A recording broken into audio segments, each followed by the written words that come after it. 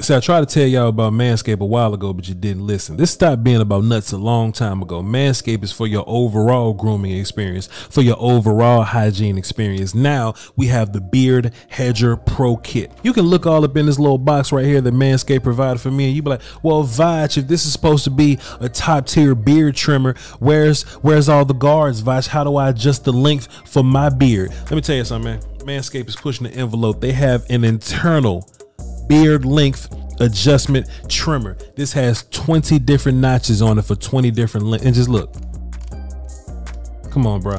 That's 20 different notches. So whether you got a beard like me or a beard like Law Nation, we got something for you. Easy to clean. You pop this thing right off, clean it up, pop it right back on. And it is waterproof anyway, so it shouldn't be getting super duper dirty anyway. Inside of this kit, man, we have beard conditioner, beard balm. We have a beard shampoo and a beard oil. One day my beard is going to get thick enough to use some beard oil, but you get a free gift that comes with this package. You get a beard brush, a beard comb, and beard scissors. So when you do have that big, thick, long beard, you just want to make those small adjustments, right? Manscaped sends you some beard scissors on the house. You can't beat this deal with a stick. So listen, man, go get you one of these, man. Use promo code VOCH20 for 20% off and free shipping, and they ship internationally.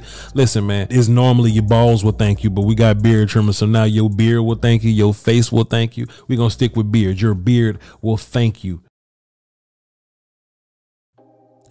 Cowboy Nation, we got one. We got Mazi Smith, 6'3", 330 some odd pounds. Very strong, very athletic, very quick, strong hands. We finally get that interior presence that we've always been looking for. You know, when the Cowboys typically go for an interior guy, you know, they go for a guy that, you know, that's in his third, you know, 6th round, day 3, something like that, 7th round.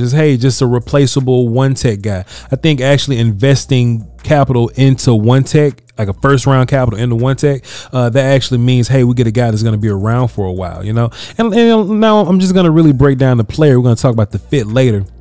But take a look at Mazi Smith lined up over the center, right? Just powerful hands. And that's something that you're really going to see from him moving forward. He's a dude that can 2-gap and he can play, you know, one tech penetrating upfield. But, you know, either way, whatever he's doing, you know, the basis of that is strong hands. Whether he's slapping, whether he's punching, stacking, or shedding guys, it's really going to be, you know, his hands are the foundation of that. Then you got the other power on the back end of that.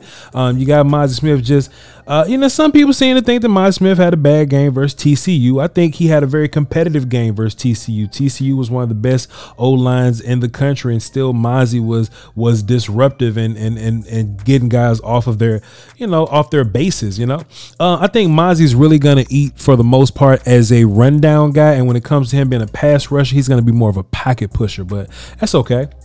One thing I like about Mazi is that most of his film, and when you watch him, you're really going to get a feel for that, is he's always going to play against competition, right? Whether it's, you know, Steve Avila and the TCU kids, you're going to see him versus Juice Scruggs and, you know, Penn State. You're going to see him against Tippmann at, you know, Wisconsin. Like he was always going against some type of top tier talent. Look at Mazi just being disruptive here. You know, earlier we saw him getting upfield, penetrating, disrupting the gap.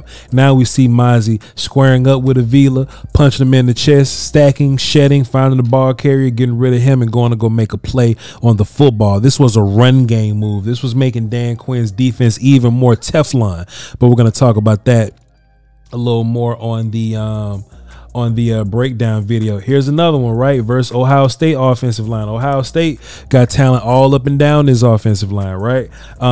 Mazi Smith is going to be lined up over the center, shaded to the right, and we're just going to see him stack, shed, and work his way down the line of scrimmage on this zone play here, and he goes to go make the play. Right now, is Mazi the perfect prospect? No, I mean, he'll be a top 5 pick if that was the case. But like I said, he's not going to give you very much in the pass rush department, and you know, I wouldn't make him a guy that, you know, deals with double teams all the time. I do think he can handle double teams, but I really see him as a 1 tech, sometimes 3 tech guy, as opposed to a 0, sometimes 1 tech guy.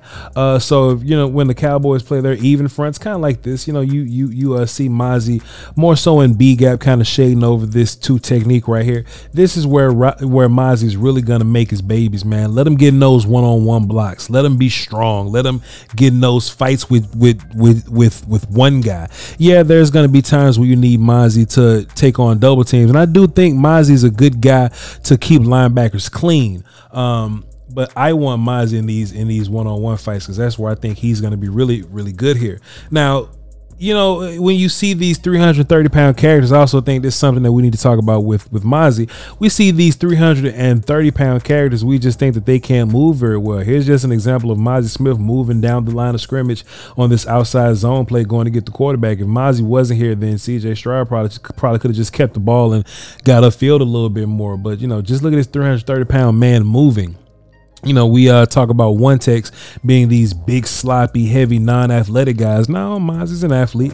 But then we get Mazi right back here. We talked about this also. 3-tech action. Can Mazi get busy in B-gap? And yeah, I actually like him better when he's in these one-on-one situations, man, because he just gets to be strong. And we see some real high-level hand fighting right here. We're gonna see Mazi deflect the left hand of the right guard, the right hand of the right guard here, and then we're just going to see Mazi take his right hand and just give that power shove there, that power inside hand, boom, to get the right guard off of his square there. Fantastic stuff from Mazi. What else we got here? What else?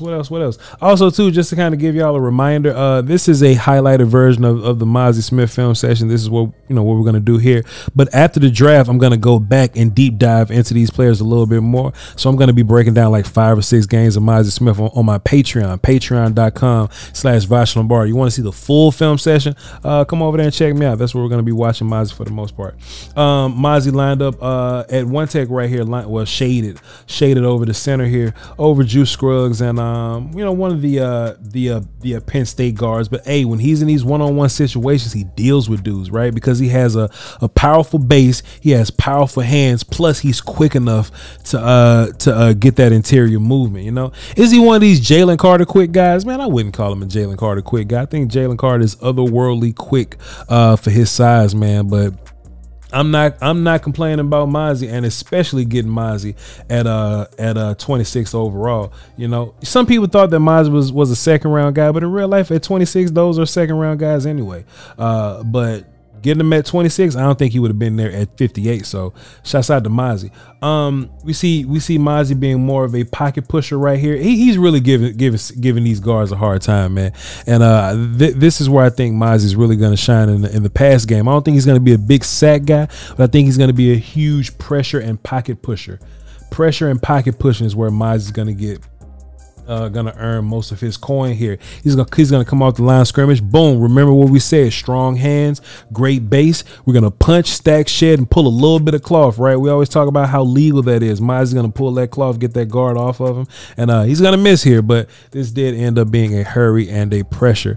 I got one more for y'all, man. What's this last play I got for y'all? Mazi line up over the center. Let's see what we got. Let's see what we got here.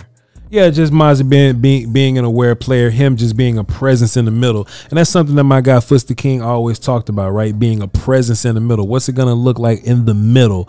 And hey, man, Mazi is a guy that I am so excited about. He's going to keep Micah Parsons clean and all that. But we're gonna talk about that a little bit more on the actual breakdown video. But hey, am I a fan? I am 100% a fan of Mazi Smith.